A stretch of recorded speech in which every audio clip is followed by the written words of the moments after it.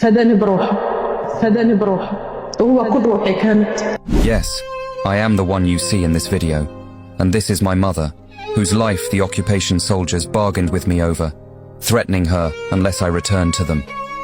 And this is my story. My name is Jamaluddin Abul Ula, and I'm in my mid-20s. I used to live in the city of Gaza with my mother and my younger brother Hussam, who is 1 year younger than me, after the Israeli occupation killed my father during the events of the Al-Aqsa uprising in the year 2000.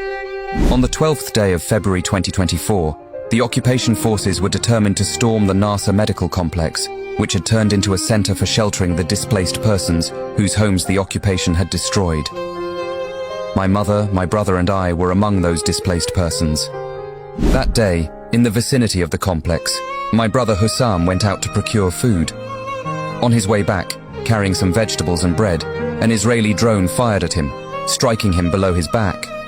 He fell to the ground, the food mixing with his blood. My brother managed to take out his phone and call our mother to inform her about his injury. I was beside my mother at that time, and as soon as I learned what happened, I rushed out like a madman to save my brother. No sooner had I moved away a few meters from the complex than I was surprised by the occupation soldiers arresting me and assaulting me by beating until my head was bruised. Afterwards, they stripped me completely of my clothes, dressed me in a quarantine gown, wrapped the wound on my head with a bandage resembling a turban, and then shackled me. An Israeli officer approached me, holding my brother's phone, with my mother's picture appearing on the screen. He said to me, "Isn't this your mother? We have one offer for you.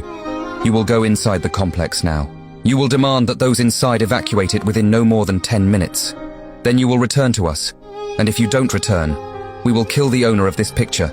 We will kill your mother." I had no other choice. I rushed into the complex, still in my shackles, and delivered the message I was forced to carry to those inside. I rejected the pleas of those within the complex to stay and not return, repeating, "They will kill my mother."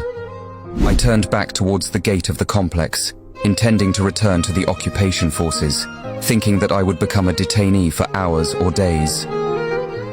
But no sooner had I moved a few meters away than 3 Israeli bullets lodged into my body, making me a martyr like my father, leaving my mother and my younger brother, who had become paralyzed, to endure the remaining chapters of the tragedy.